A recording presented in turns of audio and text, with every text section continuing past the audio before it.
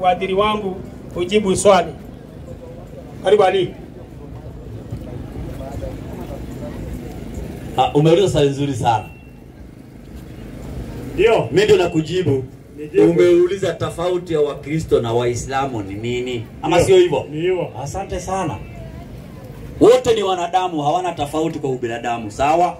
Ndio. Lakini imani iko tofauti, sawa? Ndio. Asante sana. Kuna maneno Mungu aliwapatia hawa wote wafanye hiyo vitendo, sawa? Ndio. Sawa ndugu yangu? Ndio nakusikia. Asante. Ukiona Muislamu amevaa kanzu anaingia msikitini, unajua anamwabudu nani? Mungu. Asante sana. Ukaona Mkristo siku ya Jumapili ama Jumamosi akaweka Biblia kikwapa, anaenda kanisani, anaenda kuabudu nani? Mungu. Asante sana. Wote wanaabudu Mungu ngapi?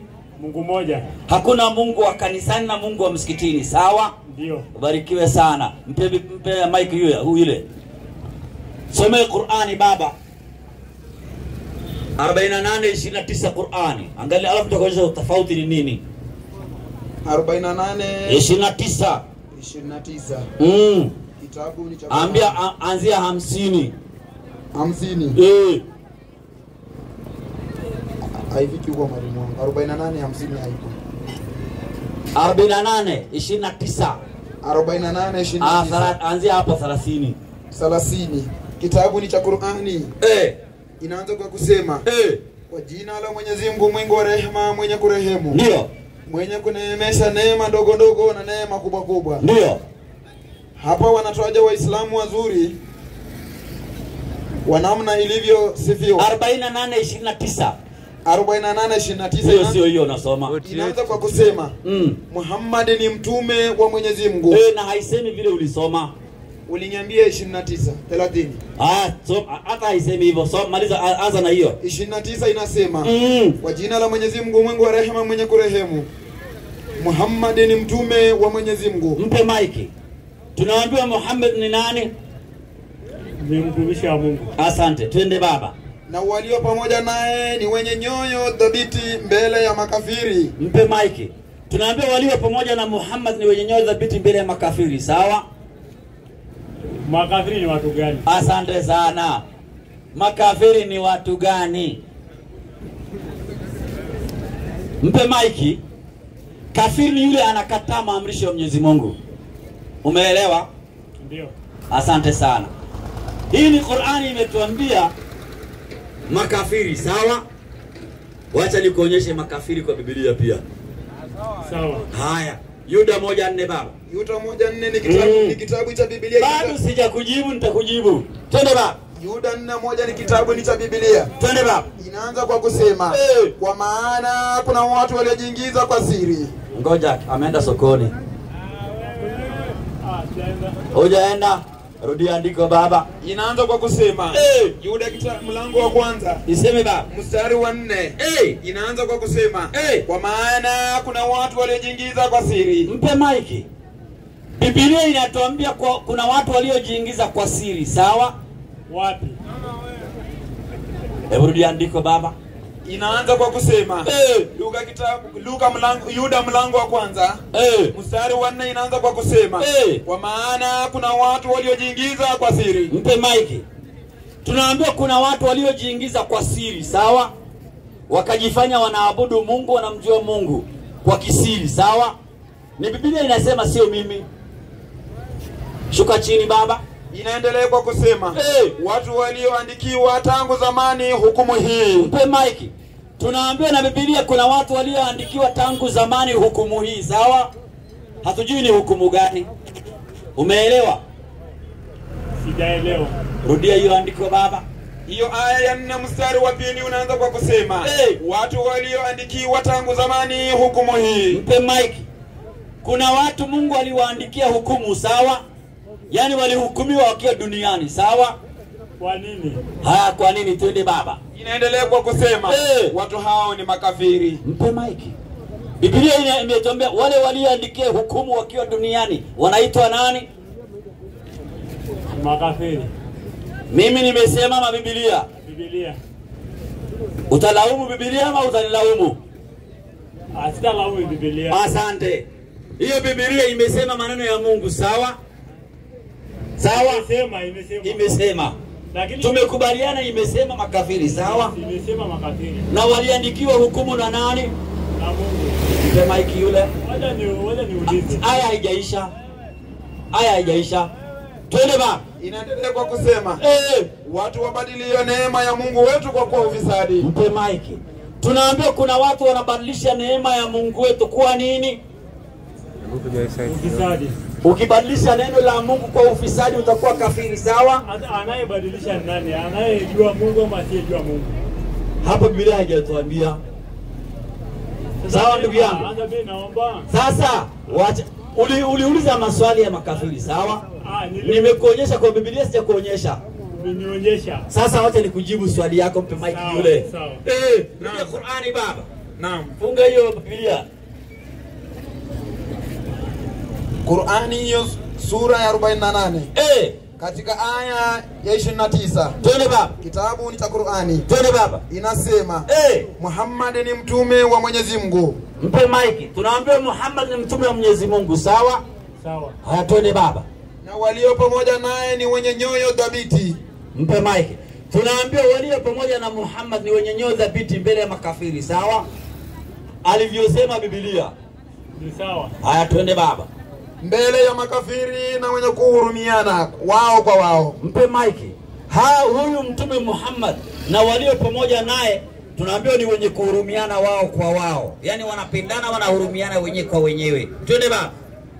Utawaona wakiinama na kurukuu na kusujudu. Utaona hao Waislamu na mtume wao, utawaona wakiinama hivi. Ukisikia kuinama ni kurukuu kwa Kiarabu. Wakiinama hivi kisha wanasujudu pamoja hivi, sawa? Sawa? Hii ni amri ya Mwenyezi Mungu. Muhammad na walio pamoja naye yote wanamsujudia Mungu hivi. Twende baba. Je, wa Kristo hawasujudu Mungu? Ndio nakupeleka hapo sasa. Shuka na aya baba. Inaendelea kwa kusema watarukuu na kusujudu pamoja. Wakitafuta fadhila za Mwenyezi Mungu na radhi yake. Mpe maiki. Hao Waislamu na mtume wao wanasujudu, wanatafuta fadhila za Mwenyezi Mungu na radhi ya Mwenyezi Mungu, sawa? Ni sawa. Wewe unataka radhi ya Mungu? Hiyo ni sawa, lakini ni dini yenu ndio inasema hivyo. Ni yetu. Tutaenda ya kwenu pia. Usiwe na wasiwasi. Tunaenda ya kwenu. Inajua nataka jiende mzee. Hakuna ujanja, mpe maiki. Hakuna ujanja bwana. Hakuna ujanja hata moja. Mimi nakufundisha Biblia inavyosema. Sasa mimi nikuuliza. Ndio naenda tofauti. Tofauti ya Waislamu na Wakristo. Asante, mpe maiki. Hata hujanijibu kwa hiyo. Ndio nakujibu, usiwe na wasiwasi. Maliza aya. Tunaenda kwa Biblia. Inamalizia ikisema alama zao zi katika nyuso zao kwa dhahiri. Kwa taadhira na adhara ya kusujudu. Na kusujudu. Ndio. Huu ndio mfano wao katika Taurati. Huu ndio mfano wao katika Taurati. Kusujudu iko kwa mfano wa Taurati. Twende baba. Na mfano wao katika Injili umetajwa. Mpe maiki. Tunaambiwa kusujudu iko kwa mfano wa Taurati na mfano wa Injili, sawa? Sawa. Biblia iko na Injili. Ndio. Taurati iko nayo. Mimi najua Biblia. Haya mpe maiki yule.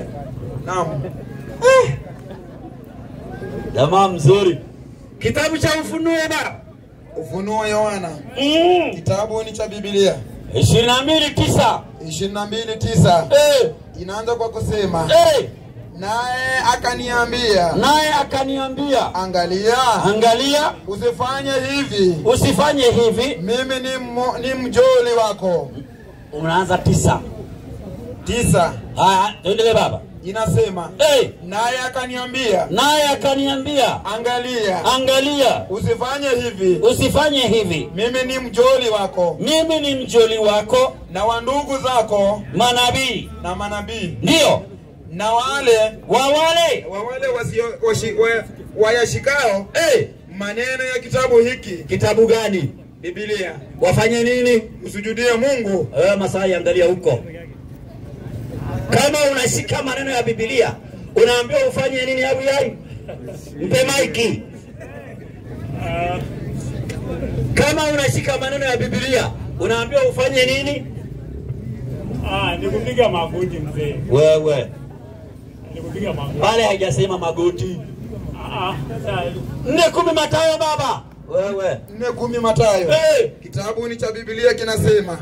Kitabu cha Biblia kinasema. Tuulize Yesu anasemaje? Ndipo Yesu alipomwambia. Nenda zako shetani. Yesu anamkemea shetani, ambaye nenda zako shetani. Kwa maana imeandikwa. Umsujudie Bwana Mungu wako. Hapo angalia hapa, Yesu anakuambia umsujudie Bwana Mungu wako. Shuka na haya. Inaendelea, umsujudie Bwana Mungu wako. Umwabudu yeye peke yake. Mpe maiki. Yesu anasema wanadamu wamsujudie nani? Mungu. Hiyo ni maneno ya nani? Ya Mungu. Waislamu wamesujudu au kusujudu? Wamesujudu. Wewe Mkristo, kwa nini umekataa kusujudu? Sijakataa. Umekataa kwa sababu usujudu? Sijakataa. Hata naomba unisomee. Zaburi 23. 23. Hadi 5. Fungulia hiyo Zaburi. Zaburi 3:23 hadi 5. Hiyo Zaburi itakuonyesha namna ya kuabudu bado. Inaanza kwa kusema waandaa meza mbele ya Mungu. Waandaa meza mbele ya Mungu machoni pa watesi wangu. Machoni pa watesi wangu. Hiyo ni mambo mengine mtu analalamika. Twende baba. Umenipaka mafuta kichwani pangu. Umenipa mafuta kichwani pangu. Na kikombe changu kinafurika. Nini kinafurika? Kikombe changu kinafurika. Kikombe kinafurika. Naam. Inafurika na nani? Yeye ndiye atatuambia. Hebu mpe Masai. Hiyo aya umetoa maana yake ni nini? Usome kwanza. Inazungumza mambo ya kikombe na mafuta kupakwa. Narejelea hiyo aya yake. Narejelea. Msomee kabisa hii. Zaburi 23 mstari wa 5. Twende baba. Inaanza kwa kusema waandaa meza mbele yangu. Waandae meza mbele yangu machoni pa watesi wangu. Machoni pa watesi wangu. Umenipaka mafuta kichwani pangu. Umenipa mafuta kichwani pangu. Na kikombe changu kinafurika. 6 inasema na ni aya ya mwisho. Ndio. Inasema hakika wema na fadhili zitanifuata siku zote za maisha yangu. Hakika wema na fadhili zitanifuata katika maisha yangu yote. Nami nitakaa nyumbani. Huyu atapumzika nyumbani kwa sababu kikombe imefurika mwa Bwana milele. Hapo usiende. Zaburi 96:5 baba. Zaburi tulia hapa. Zaburi 95:6. Haya, nani ana swali jamani? Karibu sana baba. Barikiwe sana ndugu yangu. Patie kiti. Nani ana swali? Asalamu alaykum. Asalamu alaykum. Karibu sana baba. Nafasi yako. Swali. Maliza na huyu. Swali langu kidogo baba. 95:6 kwanza. 95:6 kitabu.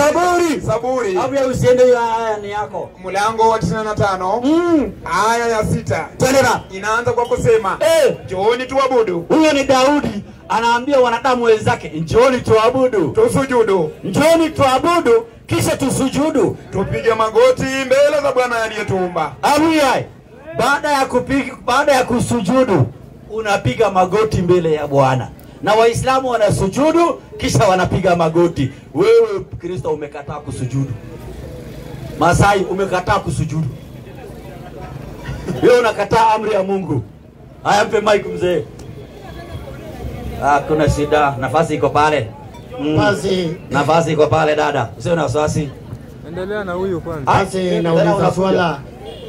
nauliza swala ambao limenisumbua kwa muda mwingi. Unaitwa nani kwanza ndugu yangu? Kwa jina naitwa Joseph Museti. Nina swali ambao nauliza. Dini yako? Mimi dini langu huwa naenda SDA. SDA ni Wakristo ama ni Waislamu? Ni Wakristo. Kwa hivyo dini yako ni Ukristo. Ni Ukristo. SDA ni dhehebu. Ni dhehebu. Asante. Swali leta. Swali ni hili. Hapo mwanzo tunaona ya kwamba Mungu aliumba mbingu na nchi. Hapo mwanzo Mungu aliumba mbingu na nchi. Na tunaona ya kwamba tunarudi swala la pili namba 2 ambayo inasema ya kwamba fungu la pili akasema ya kwamba hiyo Mwanzo 2 akasema Mungu aliumba mbingu na nchi. Akastarehe. Tena akastarehe. Mungu. Sasa na watu ambaye wanasema ya kwamba katika hilo fungu la pili Mungu anasema ya kwamba akaumba mbingu na nchi. Mungu akaumba mbingu na nchi, akaacha kufanya kazi yake yote. Yani akawacha kazi yake yote aliyoifanya. Yani alitengeza na akawacha. Pale. Asante. Na akastarehe. Siku ya 7. Na je, ndio tunapoona siku ya Ijumaa? Ndipo tunaona siku ya Jumamosi? Tunaona siku ya Jumapili. Hata Jumatatu ni siku. Yote ni siku. Na je, Mungu ni ipi? Mimi nimeshindwa. Unataka kujua siku ya Mungu? Basi nataka kuijua leo. Siku zote ni mpe maiki. Siku zote ni za Mungu. Ni sawa? Lakini aliyotengwa kwa sababu anasema akaitenga akaibariki. Kisha akaibariki. Unajua akasema akaitenga akaibariki. Sasa ni ipi? Lakini siku zote za Mungu ni sawa. Akasema akaibariki. Asante sana. Haya, Ustad Salim Ngugi. Mungu aliumba dunia kisha akapumzika na akastarehe. Sijui alienda bichi gani? Karibu sana. Naam, shukrani. Kwanza sisi katika imani yetu hatuamini Mungu alistarehe. 50:38 Qur'ani. 50:38 Qur'ani. Alafu nimjibu vizuri hiyo swali yake, manake ni swali nyeti sana, wasabato huwa wanaitumia sana. 50:38 Qur'ani. Naam.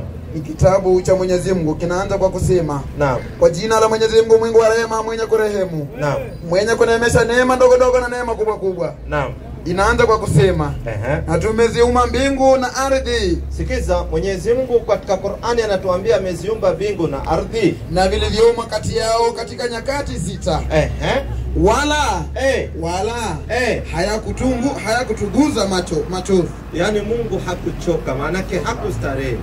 So Mungu ameumba vitu vyote, hajastarehe.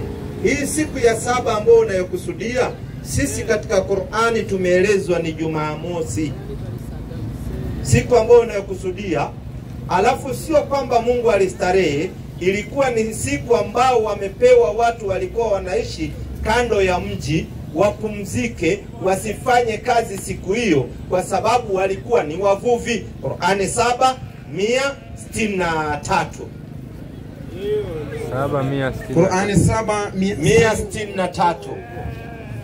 Ilikuwa ni Jumamosi, tumeambiwa ndani ya Qur'ani, lakini ilikuwa ni watu wamepewa, walikuwa kando ya mji. Qur'ani 7:163. Qur'ani 7:163 ni sura ya Al-Araf. Naam. Mwenyezi Mungu anaanza kwa kusema naam, kwa jina la Mwenyezi Mungu mwingi wa rehema, mwenye kurehemu. Safiri. Mwenye kuneemesha neema ndogo ndogo na neema kubwa kubwa. Naam. Inaanza kwa kusema na waulizeni habari za mji ambao ulikuwa kando ya bahari. Tena ulikuwa ni mji, ndio watu wa mji huo ndio tunaelezwa walifanyaje. Watu wa mji huo walipokuwa wakivunja sheria ya Jumamosi. Sikiza, tena Qur'ani inatuambia walikuwa wanavunja sheria ya Jumamosi. Kwani kulikuwa na sheria gani ya Jumamosi Mungu alikuwa ameweka? Malizia. Ambayo waliambiwa wasifanye kazi katika siku hiyo. Kumbe wale watu waliambiwa wasifanye kazi katika siku hiyo. Watu fulani, malizia, wafanya ibada tu. Walikuwa wameambiwa watekeleze ibada tu. Na kazi yao ilikuwa ni gani? Kazi yao ilikuwa ni uvuvi. Tena tunaambiwa walikuwa ni wavuvi. Walikuwa wanavua samaki. Walikuwa ni kikundi kando ya bahari. Walikuwa wameambiwa siku ya Jumamosi wasije wakafanya kazi, wafanye ibada peke yake. Tumeelezwa ndani ya Qur'an. So tumetajiwa ilikuwa ni siku ya Jumamosi. Pe microphone. Lakini sio sisi wote tulipewa, ni watu individual walikuwa wamepewa. Nafikiria kwamba naendelea kuelewa, lakini tunataka tujue kwamba Mwenyezi Mungu ambaye anasema tuumbe na tumufanye, lakini Qur'ani mtukufu ambaye nimeisoma ni sawa sawa, lakini katika Musa tunapomsoma katika Qur'ani hiki naona ya kwamba iko nje, lakini turudi katika Mwanzo hiyo 2 kabla tujaenda Kutoka 20 verse 1 inasema nini kuhusu hiyo kuhusu mambo ya kustarehe? Inasema nini? Sema vitu mingi. Msome alafu alete hoja yake. Mimi sasa muelewa 21 anataka katika hiyo Kutoka 20 fungu la kwanza kwenda chini ama fungu la 8. Soma Kutoka 20 fungu la 8. 28 ikumbuke siku ya Sabato itakase. Kitabu ni cha Kutoka mlango wa 20 aya ya 8 inasema ikumbuke siku ya Sabato uitakase. Mpatie Michael. Nafikiria kwamba huyu ni Mwenyezi Mungu ambaye anayezungumzia mambo haya. Uikumbuke siku ya Sabato, uifanye nini? Uitakase. Kwa hivyo hii anaambia Musa na anaambia yule ambaye alikuwa Muhammad ndiye alikuwa ni mwanafunzi ambaye ni wa Musa. Musa kabla hajapokea hili jambo, mjue ya kwamba amri zilikuwa zimetolewa. Basi tumeona ya kwamba akastarehe siku ya Sabato. Ngoja kidogo ili nikupate vizuri. Hivi hao Wakristo ambao wanaenda Jumapili, unataka kusema wewe Mkristo wa Jumamosi wa Kristo wa Jumapili wamepotea? Hao wote ni Wakristo. Wamepotea. Hawachapotea pato tu. Hawachapotea. Ndio hiyo. Wanaitwa Wakristo. Hawachapotea. Ndio nakwambia kila siku ni siku ya kufanya ibada. Sisi Jumamosi tunafanya ibada. Jumapili tunafanya ibada. Ijumaa tunafanya ibada. Sisi tunaabudu Mungu kila siku. So sijajua lengo lako la kusema tu Jumamosi unamaanisha nini? Au unamaanisha mtu asipoenda Jumamosi kanisani ama nini hafai? Kwa sababu lazima uwe na lengo lako. Sisi tunapowahubiria watu tunawaambia kila siku waende wafanye ibada, kwa sababu Mungu anapatikana kila siku na kila siku mtu anaweza kufa. So ndio tunawasihi waabudu kila siku na waombe msamaha kwa Mungu kila siku. Sio siku moja kwa wiki, hapana, kila siku. Sichakataa pale. Nimesema ya kwamba Musa ambaye aliyokuwa na hao wana ambaye waliokuwa, sichakataa. Lakini Biblia inasema ya kwamba uikumbuke siku ya Sabato. Sijasema Jumamosi, lakini Biblia swala hili linasema siku ya Sabato tuitakase. Ni akina nani hawa? Wana wa Israeli ndio walikuwa wamepewa. Na wana wa Israeli kwa sasa ni nani? Hawako. Kama tuko tuende wapi? Sio wewe. Sio mimi, hata mimi sasa mimi. Ukisema Muisraeli kuna polisi hapo ataangalia kama uko na passport yako hapa. Wana wa Israeli ni kabila 12 walipewa, lakini wakaasi, Mungu akaitupilia mbali. Ine Waebrania. Tuende katika maswali mengine. Manake msabato mzuri, lakini kuna kitu msabato nataka utueleze kwa leo. Kwa sababu kuna hii sikukuu inakuja. Nataka nijue kama nyinyi wa Sabato mnasherekea. Tulia tu, vuta unyunyu. Sababu wa Sabato wana mambo, amefanya vizuri akaja. Tungesema sisi Waislamu tungeonekana wabaya, lakini atatueleza. Ine Waebrania. Kitabu ni cha Waebrania. Ine. Kitabu ni cha Biblia. Mlango wa 4 Waebrania. Ine. Mstari wa 4 unaanza kwa kusema kwa maana ameinena siku ya saba mahali fulani hivi. Naam. Teremka kusoma. Mungu astarehe siku ya saba. Mungu alistarehe siku ya saba vyenye anasema. Akaziacha kazi zake zote. Na hapa napo hawataingia rahani mwangu. Naam. Basi kwa kuwa neno hili limebaki kwamba wako watu watakaoingia humo, na wale waliohubiriwa habari ile zamani walikosa kuingia kwa sababu ya kuasi kwao. Teremka. Ine malizia ya Waebrania. Nne Waebrania inasema Ine. Haya sawa basi. Biblia ilienda wapi ile nyingine? Iko hapo. Ine Waebrania rafu. Mambo ya Waebrania 4 inasema. Ndio nikamwambia hiyo ilikuwa ya Waisraeli, nitamuonyesha leo. Hajaiona. Ine baba. Msabato akajileta mwenyewe. Waebrania 4. Mambo ya Waebrania 4 inasema. Muda nayo inaisha na hivyo. Unajua inaisha, inaenda kimbia sana. 4. Naam. Inasema hivi. Kwa maana Teremka kama charani. Kwa maana amenena siku ya 7 mahali fulani hivi. Mungu alistarehe. Naam.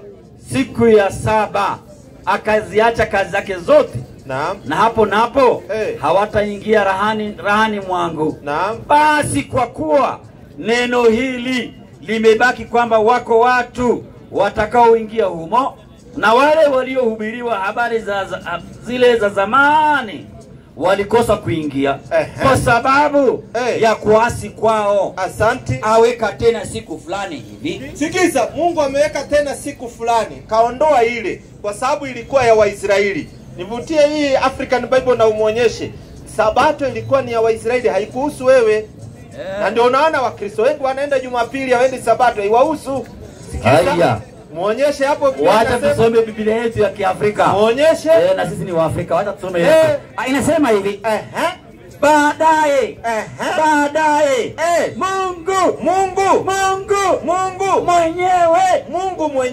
Mungu mwenyewe alibadilisha Sabato. Mungu alibadilisha Sabato. Ndio unaona akaweka siku nyingine. Iliwekwa siku nyingine. Mchungaji, msiwe mnawalazimisha watu na usabato. Ndio unaona imebadilishwa. Hakuna Sabato. Kaiondoa. Wakristo wenyewe wakati walijua imeondolewa wakaenda Jumapili. Patie microphone. Sabato. Sasa nafikiria kwamba tuende pole tafadhali. Kabisa, hata siende mbio. Tusiende mbio tafadhali. Mzee wangu kuna kitu ni akaiweka siku nyingine. Katika Biblia hii inasema Yoshua, katika huku unapoenda pale katika Qur'ani. Nataka uangalie Qur'ani pande ile hii. Lakini ile Biblia nyingine inasema ya kwamba Yoshua, lakini hii ambaye inatanga haya maneno inasema hivi, Yoshua kaliwapa raya asingeli nena siku nyingine. Huyu ni Yoshua ambaye ni Mungu amempa, kumbuka pale, na siku nyingine baadaye. Na hapa unapoangalia katika Qur'ani hii mtambui Joshua. Ngoja, hii ni Biblia. Lakini hii mwache kabisa, mwacheni kabisa. Nakuja tu. Mimi nakuja pale. Nataka katika ngoja kidogo. Katika kitabu cha Waebrania 4:4 imesema ya kwamba Bwana ameinena siku nyingine raha ya Sabato na siku ya 7. Unapoangalia Mwanzo 2 amesema ya kwamba aliwapa siku ya 7 Mungu mwenyewe. Na akasema kitabu cha Waebrania hii ameinena siku ya 7 mahali fulani. Kwa hivyo mahali fulani ni kitabu cha Mwanzo. Waebrania hawa wanainena, lazima tutarudi nyuma. Lazima turudi kitabu cha Mwanzo. Ndio kinanena mambo ya Sabato, ndio kinanena mambo ya starehe. Kwa hivyo katika Qur'ani hii na katika Qur'ani hapa mambo tuko sawa kabisa. Kabisa, nataka ndio watu wasikuwe confused. Wewe unaendaga siku gani? Sabato Sabato ni siku gani? Mimi Sabato vile mimi naielewa kabisa katika mafungo haya ni siku ya Jumamosi. Wapi imeandikwa kwa Biblia Sabato ni Jumamosi? Hiko haya atuonyeshe Wakristo wasome. Basi turudi katika kitabu changu hapa.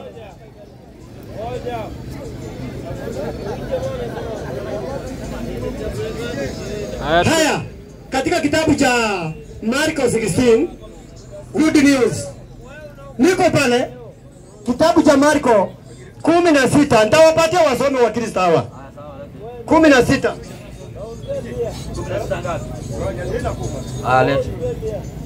Ati Sabato kwa Marko. Mwache tu tumalizane naye ndio tuende kwa swali lingine. Unajua sije labda akawabana sana watu wa Jumapili na Sabato nao. Nataka kuona hao watu wa Jumapili sijui waliwafanyia nini. Umeipata ama bado kakangu? Haya, mpatie microphone tusomee tumalize tuende kwa nini nyingine. Bwana Yesu asifiwe. Nitasoma kwa Kisungu. Nitasoma kwa Kimombo. After the Sabbath was over, Mary Magdalene, Mary the mother of James, and Solomon bought spices to go and anoint the body of Jesus. Very early on Sunday morning, munisikize vizuri, at sunrise, they went to the temple. On the way, they said to one another, who will roll away the stone for us from the entrance to the temple? Ampe micro. Usiende mbali sana. Katika hiyo kitabu inasema ya kwamba katika hii first one inasema after the Sabbath was over. Kwa hivyo inasema it was Sunday. Mariamu akatanga walienda. Baada Sabato kuisha it was Saturday. What is the meaning of? Hakuna shida. Ngoja usiweke microphone. So Biblia, ngoja kana microphone. So Biblia haijaweka clear kuwa Sabato ni Saturday. Ni wewe unasema kwa sababu imetaja Sunday. Lakini haikutaja direct Sabato ni Jumamosi. Kwa sababu wote ni wasomi, si ndio hivyo? What is the meaning after the Sabbath was over? I don't have any problem with that. Yeah. So nataka nikueleze. So Biblia yenyewe haijataja direct, si ni kweli? Kuna mahali mstari imesema Sabato ni Jumamosi, kwa sababu ingekuwa Sabato ndio Wakristo wote duniani wanatakana wawe, ingeweka direct. Bwana imetaja Sunday, haijataja Saturday. Inasema mwanadamu lazima tunapiga theology ndio nakuja tutumie theology yetu. Nataka nikaa mimi nimekuja sasa theology ya mwanadamu sisi hata mtoto ukimfundisha ya kwamba jana it was Saturday. Haya, chukua maiki msomaji sana. Kaka yetu amemaliza. Anasema hiyo ni binadamu anatumia theology yao, yani fikra zao zao. Kwa sababu Biblia haikuweka direct. Sasa wanadamu wanakaa chini wanatumia fikra zao. Tusaelewa. Haya, mpe maiki sasa. Leta swali gani? Swali yangu moja tu nilikuwa nimemuuliza. Unaulizwa na mwalimu moja nilikuwa nimemuuliza. Anijibu. Nilikuwa nauliza kuna hii kitu unasikia inaitwa Christmas. Nyinyi wa Sabato pia mnasherekea? Wa Sabato tuzelekei katika Yeremia 52 fungu la 31. Haya, 52:31 anasema wa Sabato hawasherekei Krismasi na yeye ni Mkristo. So anakuambia Krismasi usiwahi sherekea. Anatuambia Krismasi nini kilifanyika? 52:31. 52. Yaani wewe ningekupata wewe ni mzuri mzuri. Hapa tungejenga msikiti kubwa. Kabisa. Yaani wa Sabato na ungekuwa umfagiaji wa msikiti. Safi. 52:31 Yeremia. Inasema hivi. 31 inasema. Mwaka wa 37 asante wa kuhamishwa kwake Yehoyakini mfalme wa Yuda katika mwezi wa 12 na siku ya 25 ya mwezi Evil-Merodaki mfalme wa Babeli katika mwaka wa kwanza wa kumiliki kwake akaminua kichwa chake Yehoyakini mfalme wa Yuda akamtoa gerezani. Patie microphone. Anayo. Kumbe Krismasi ni mwizi aliachiliwa kutoka wapi? Gerezani. So ukiona mtu anasherekea Krismasi, anasherekea nini? Anasherekea mfalme aliyewachiliwa kutoka wapi? Gerezani. Sio kuzaliwa kwa nani? Kwa Yesu. Unajua mimi ningesema wangesema nachokoza. Ni mimi. Wewe ndio umesema Mkristo mwenyewe. Unasikia? So msinifuate, Mkristo ndiye amesema. Mimi mwenyewe ndio nimesema. Na ako hapa. Na niko hapa. Amesema Krismasi mweke X. Hiyo kuku uanze kukula leo. Hata Makari anasikia. Hai. Mpe huyu labda ako na swali. Uko na swali? Mpatie tu, tumjue. Kaka mimi wananiita Salim. Pengine mimi ningeweza kuuliza kati ya Krismasi kwa nini wa Sabato wanapenda kusema siku ikifika Krismasi ndio wanasherekea? Wa Sabato ndio huyu amesema hawasherekei. Wanasherekea ikifika tarehe 25 wanasema wanasherekea. Sasa hapo ndio nataka nipate kufafanua vizuri. Mimi naye ni Msabato. Wewe unasherekea? Lakini ikifika tarehe 25 naanza kufunga virago kwenda Krismasi. Ala, wanasema hiyo ni ngoja kwanza, ngojeni kwanza msituchanganye. Huyu Msabato amesema asherekei. Wewe Msabato unasherekea? Tunasherekea Krismasi. Ala. Unasherekea. Yeye achaelewa swala na Biblia inasema haya kila naongea.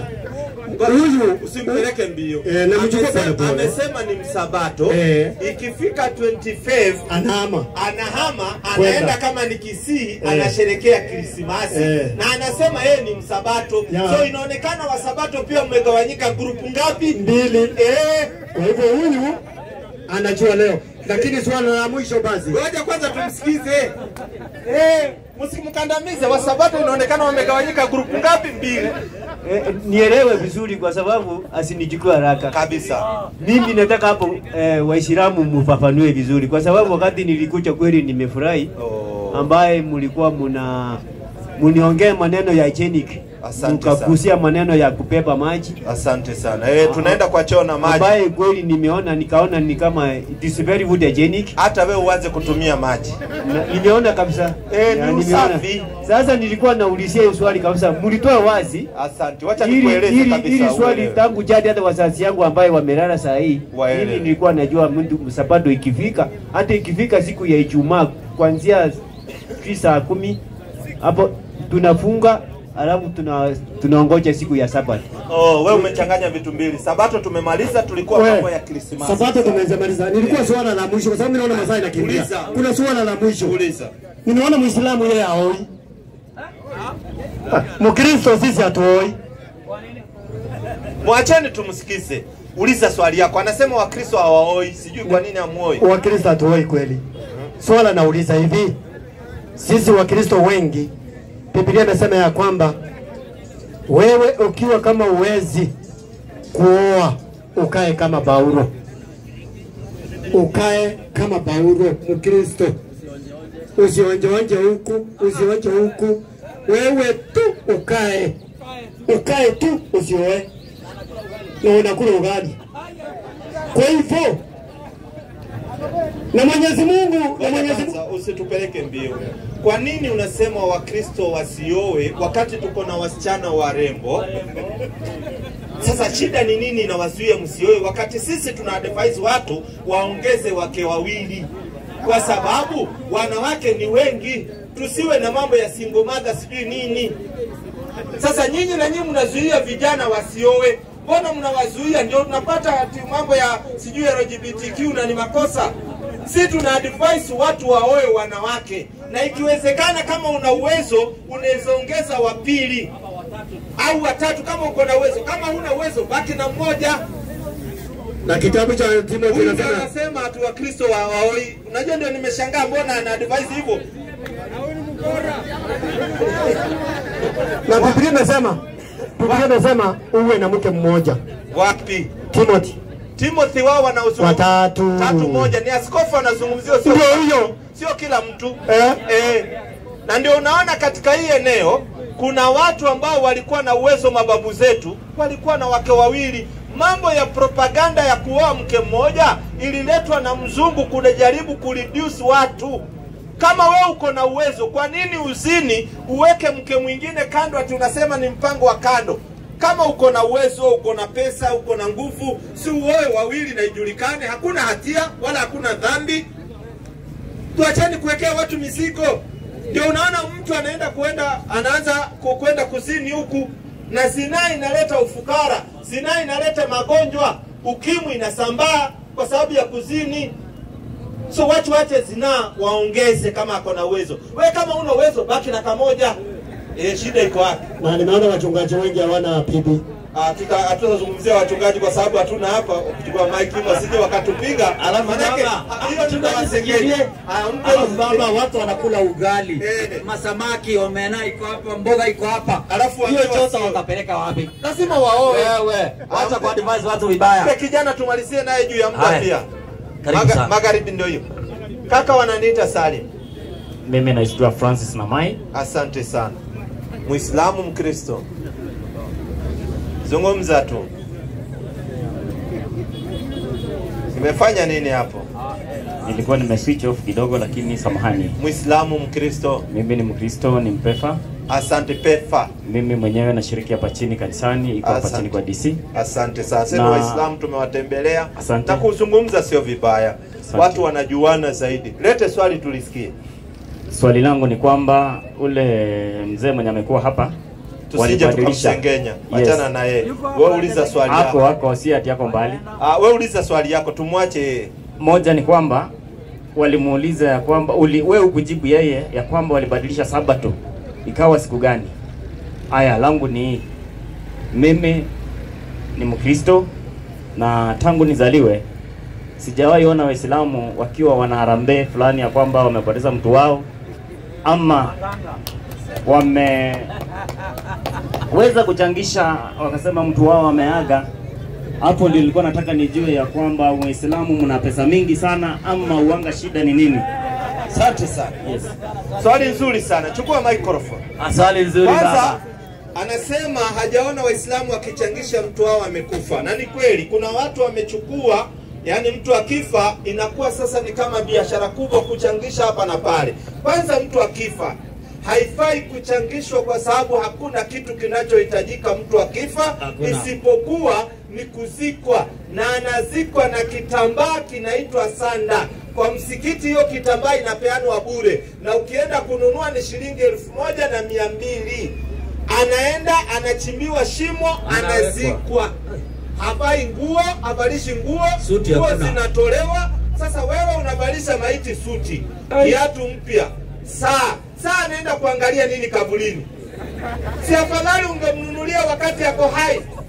Sisi tunasaidia watu wakati wako hai. So Muislamu akifa bajeti yake haifai kupita 1500 kabisa. Kwa sababu hata kula chakula inafaa ukule kwenu nyumbani. Hakuna disco matanga. Hakuna. Kwa Uislamu wewe kula kwenu nyumbani, kuja mzike mtu, hiyo story ishe. Na mtu akikufa asubuhi by saa 7 amezikwa. Kwa sababu maiti anaanza kunuka. That's why mnapeleka mtu mochari, anapasuliwa hapa kwa mguu, anawekwa dawa ndio izuie asioze. Sasa sisi hiyo mambo ya kwenda maiti apasuliwe, sijui awekwe dawa, hakuna. Ni mtu akikufa tunachukua, anaoshwa, anawekwa kaburini. Tena kuoshwa, anachooshwa sio kutolewa matumbo mnavodanganywa, hapana. Hata Biblia inasema mtu akifa anaoshwa ndio anazikwa. 9:36 Matendo inasema hivi. Nyinyi mnajiwekea mambo mazito, ati sanduku ya 300,000. Sanduku ya 300,000 na itakuliwa na mtu ya nini? Wakati kuna mtoto amebaki kwa ile family, hata soma tena kwa sababu hakuna mtu wa kumsaidia. Si afadhali hiyo 300,000 mngelipia huyo mtoto shule asome angalau? Teremka baba. Alafu kwa matanga mnakula sana. Mwache kukula kwa matanga bana. Inasema hivi, alafu mwingine anakuambia babangu amefariki, lazima ninunue suti ya 30,000. Wakati babake ako hai hajaivaa suti hata ya mtumba. Huwezi barikiwa na maiti. Ungemletea akiwa hai ndio akubariki akiwa hai kabisa. Nyinyi pendeni wazazi wenu wakati wako hai. Wacheni kuwapenda wakati wako maiti. Soma baba. Matendo ya Mtume 9:36 inasema na mwanafunzi mmoja alikuwako Yafa, jina lake Tabitha. Teremka. Tafsiri yake ni Dorkasi. Asante. Yani asante. Mwanamke huyo alikuwa amejaa matendo mema na sadaka alizozitoa. Ikawa siku zile akaugua akafa. Asante. Hata walipokwisha kumuosha. Unasikia, maiti akifa anaoshwa. Na ajabu, angalia, Waislamu maiti ya mwanamke hawezi kuoshwa na wanaume. Mwanamke anaoshwa na wanawake. Mwanaume anaoshwa na wanaume. Na ndio unaona atupeleki mochari. Wewe unapeleka mzazi wako mochari, unapata kijana ndiye anapokea miili, na lazima atoe nguo ndio aweke kwa fridge. Tena ni mamako mzazi. Na ni mamako mzazi anaona mchi yake. Sisi tunastiri mpaka maiti mchi yake. Anakafiniwa na wanawake, tunapatiwa wanaume ndio tunazika. Mwanaume naye anakafiniwa na wanaume, tunapatiwa ndio tunazika. Alafu hakuna sanduku. Hata Biblia imekataza, hakuna mahali imesema mtu azikwe na sanduku. 5:5 Matendo ya Mitume. Mambo ni ya Matendo 5:5 inasema, Anania aliposikia maneno haya akaanguka akafa. Hofu nyingi kawapata watu wote waliosikia haya. Vijana wakaondoka, wakamtia katika sanda. Wakamtia katika sanda. Sanda ni kitambaa nyeupe. wakamtia katika sanda, wakamchukua nje, wakamzika. Unasikia? Mtu akifa anazikwa na kitambaa peke yake. Na ndio unaona Muislamu huwezi muona akiwa na kiburi, anajua wakati wote anaondoka duniani. Unanipata kakangwe? Pili, umesema ati aonangi tukichanga. Waislamu wanatoa sadaka sana, lakini Waislamu hawatoi sadaka kama nyinyi.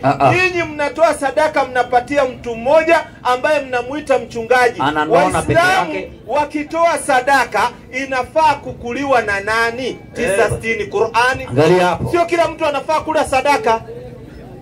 Sio mpatie mtu ananona peke yake. Yani wewe unapatia tu mtu mmoja, yeye na familia yake wanaendelea mbele. Wewe na familia yako mnarudi nyuma. Wewe ukitaka gari unaambiwa njoo tukuombee. Yeye akitaka gari anakuambia tuchange. Wewe yako isichangwe. Wewe soma hapo 960 nani anafaa kupewa sadaka? Mchungaji. Labda mchungaji wa labda ni mchungaji. 960 umsomea Qur'ani 960 inasema sadaka hupewa watu hawa, hupewa watu hawa, mafakiri na maskini. Maskini ndio wanafaa kula sadaka. Kama sadaka yako unapelekea mtu anaenda na Range Rover, mtu anaenda na V8, akili yako kuna mahali kuna tatizo. Inafaa upe masikini.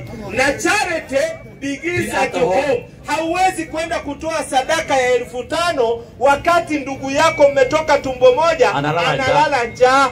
Unaanza nyumbani kabisa, unawasaidia. Sasa wewe unapeleka huko nje, unasifiwa wakati dadako anafungiwa nyumba. Yaani wewe unanulia mchungaji gari na baba yako hata baiskeli hana. Kwa sababu ya mtu anayo ndio hiyo. Asalamu alaykum warahmatullahi. Wewe wakati mwingine tunaenda sehemu inaitwa Kapsala. Tunaenda Kapsala kesho inshallah. So tulikuwa tunapitia, tutapanga tuje kwa sababu tumeona mna hamu ya kuuliza na maswali ni mengi. Tutarudi, tutajipanga turudi. Tunakuja kwa ajili ya kuelimishana. Tunaenda Kapsala, tukimaliza Kapsala tutakupangia hii sehemu siku nyingine kwa sababu tayari tusaweka ratiba tayari. Inshallah ndio hivyo mwenyeji inshallah. Na wale watu wanataka kuwa Waislamu nafasi iko. Nani anataka kuwa Muislamu? Tena ni free, hakuna membership card. Hakuna. Na ukiwa Muislamu unaingia msikiti yoyote. Ukitoka hapo uende Mumias unaingia msikiti sehemu yoyote. Nani anataka kuwa Muislamu na ni free? Hakuna membership card ya 500. Na kusoma pia free. Na kusoma Uislamu ni free. Anayetaka kuwa Muislamu karibu. Haya wa kwanza. Nani mwingine anataka kuwa Muislamu? Karibu brother. Ni free kuwa Muislamu. Kumbe wako wengi. Karibu hapa. Line. Wapange line. Hapa. Watu ninajua wanapenda Uislamu. Wapange line. Ali. Wewe ni mtoto. Ali, huyo ni mtoto, ni Muislamu tayari huyo. Ni babake. Mashallah. Ni sawa. Huyo ni jina tu tutampatia. Hana shida hata kaya. Huyo ni Muislamu tayari. Ali mpatie huyo, tuanze na huyo ndio tunini. Katu hapa. Waone mtu akisilimu. Unajua mimi zamani kabla sijakuwa Muislamu nilikuwa naambiwa ati mtu akisilimu ati anatoa suruali anapigwa na mayai 7. Hakuna kitu kama hiyo, hiyo ni propaganda. Haya, sema Bismillahi Rahman Rahim. Ashhadu an la ilaha illa Allah wa ashhadu anna Muhammadan Rasulullahi. Sema nakiri kwa moyo bila kulazimishwa na mtu kuwa Muislamu. Sema nakiri kwa moyo na kutamka kwa ulimi ya kwamba hapana mola apasaye kuabudiwa kwa haki isipokuwa Mwenyezi Mungu mmoja tu, na Muhammad ni mtume wa Mwenyezi Mungu. Nakiri na kuamini. Ya maneno machache usako wa Muislamu kakangu. Ungependa jina gani katika Uislamu? Majina yako mazuri, kuna Muhammad, kuna Ibrahimu, kuna Isa. Tunampenda Yesu mpaka tunachukua jina yake, anaitwa Isa ibn Maryam. Kuna Yahya, kuna Idris, Yasin, Suleiman. Gani ungependa? Kuna Hassan, kuna Hussein na Musa. Hassan iko sawa. Hassan, mashallah. Karibu sana. Haya, mpe huyu kaka naye. Kaka wewe unakuita nani? Wewe ulikuwa unaitwa nani mbeleni? Joseph Erupe. Yes, Joseph Erupe. Haya, utarudia maneno nyuma yangu. Weka maiki hivi. Sema bismi. Bismi. Lahi. Lahi. Rahman. Rahman. Rahim. Rahim. Ashhadu. Ashhadu. An. Han. La. La. Ilaha. Ilaha. Illa. Illa. Allah. Allah. Wa ashhadu. Ashhadu. Anna. Anna. Muhammadan. Muhammadan. Rasulu. Rasul. Lahi. Lahi. Sema nakili kwa moyo. Nakili kwa moyo. Na kutamka kwa ulimi. Na kutamka kwa ulimi. Ya kwamba. Hapana mola. Hapana mola. Apasaye. Kuabudiwa. Kwa haki. Kwa haki. Isipokuwa. Allah. Allah. Sema nakili kwa moyo. Nakili kwa moyo. Na kutamka kwa ulimi. Na kutamka kwa ulimi. Ya kwamba. Hakika ya Muhammad. Hakika Muhammad ni mtume wa Mwenyezi Mungu. Nakili na kuamini. Kwa maneno machache wewe umekuwa Muislamu. Sasa katika majina kuna majina mazuri. Kuna Hassan, kuna Hussein, kuna Yusuf. Unaona? Kuna Yusuf, kuna Ibrahim, kuna Idris, kuna Isaac, kuna Ismail. Ungependa jina gani? Ibrahim, mashallah. Allah asatuambia na kana Ibrahim. Nani mwingine? Kuna mwingine amebaki nyuma? Free. Alafu watu wa hapa nataka wanishikia watu vizuri sana. Ustadi ndio tutembee nao vizuri. Ndio kiongozi wa hapa. Mwalimu wako hakufundisha dini huyu. Na wewe pia huyu. Sawa? Hai. Sawa kabisa.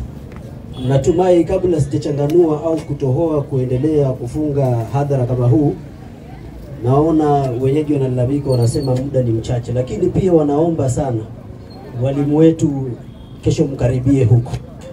Wanaomba kesho mkaribie huku ili tuendelee kuwaelimisha katika hayo ambayo kwamba ni chakula cha moyo.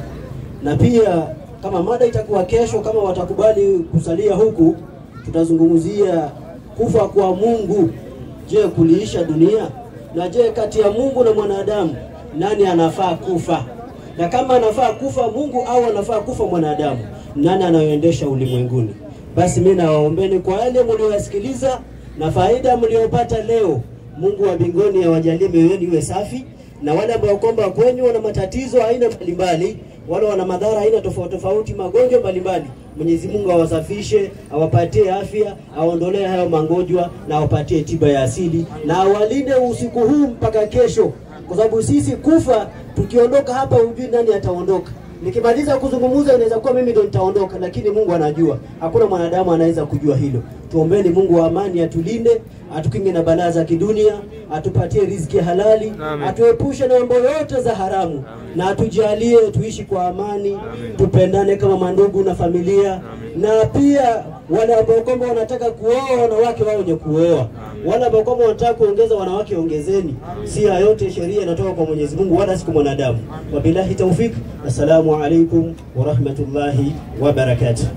Narudia ustadhi ulivyosema, ratiba ilikuwa siku mbili hapa, na kuanzia kesho ni sehemu nyingine. Hapa tutapangia siku nyingine. Sababu tayari permit ni ya huko, tutaendelea na kule.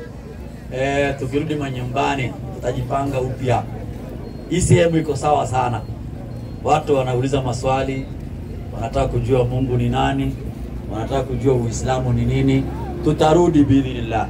Kwa hivyo ndugu zanguni, tunawashukuru sana, na kama tumewakosea tunaomba msamaha. Na kama hatukuwakosea pia sisi tunaomba msamaha. Kwa hivyo sisi ni wageni wenu, tunawaacha kwa amani. Sawa ndugu zanguni, karibuni sana, tutapanga siku nyingine tutakuja.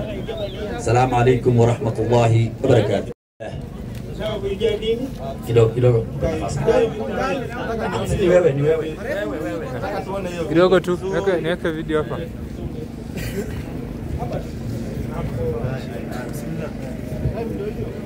Ndugu yangu, ukafikiria ukasema utakuwa Muislamu.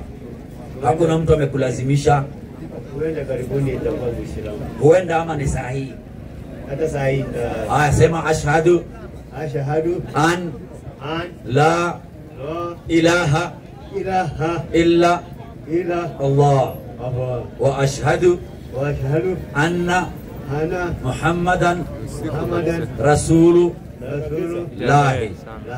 Sema nakiri kwa moyo na kutamka kwa ulimi ya kwamba hakuna mola apasaye kuabudiwa kwa haki isipokuwa Allah, na Muhammad ni mtume wa Mwenyezi Mungu. Yesu mtoto wa Mariamu ni mtume wa Mungu. Yesu si Mungu wala si mwana wa Mungu. Ewe Mwenyezi Mungu, niongoze nife nikiwa Muislamu. Kwa hayo machache ndugu yangu umesilimu. Wewe mahali ulipo sasa wewe ni Muislamu. Ungependa jina gani ya Kiislamu? Kuna Ibrahimu baba wa imani, kuna Muhammad mtume wa Mungu, kuna Isa ambaye ndio Yesu mtume wa Mungu, kuna Yahya ambaye ni Yohana Mbatizaji mtume wa Mungu, kuna Daudi, kuna Suleimani. Daudi. Karibu sana Daudi. Karibu sana Daudi ndugu yangu. Usiangalie vitendo vya Waislamu Daudi. Angalia kitabu cha Qur'ani na kuamrisha nini na sunna ya mtume Muhammad inakuamrisha nini. Sawa ndugu yangu? Karibu sana. Na ukitoka hapa usiende kuvuruga mama ukasema mimi nimesilimu lazima uwe Muislamu. Lakini kwanza aone vitendo vizuri kutoka kwako. Sawa? Aone vitendo vizuri kutoka kwako. Alafu unamueleza yeye pole pole. Na watoto pia unaeleza pole. Sawa, karibu sana ndugu yangu. Haya, huyu ndio mwalimu wako, huyu mwenye simu unaona? Haya.